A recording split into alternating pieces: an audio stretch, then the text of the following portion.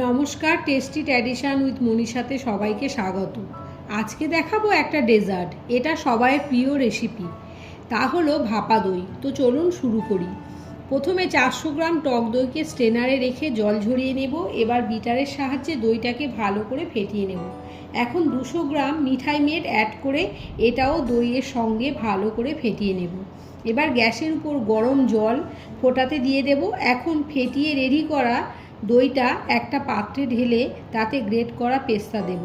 এবার একে অ্যালুমিনিয়াম ফয়েলে মুড়ে ঢাকনা দিয়ে ভেপারে বসিয়ে রাখবো 10 থেকে 15 মিনিট। তাহলেই রেডি হয়ে যাবে ভাপা দই।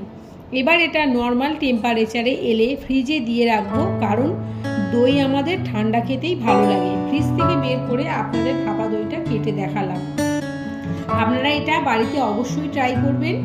কেমন হলো কমেন্ট করে জানাবেন। ভালো লাগলে ভিডিওটি লাইক করবেন। এরকম আরও ভিডিও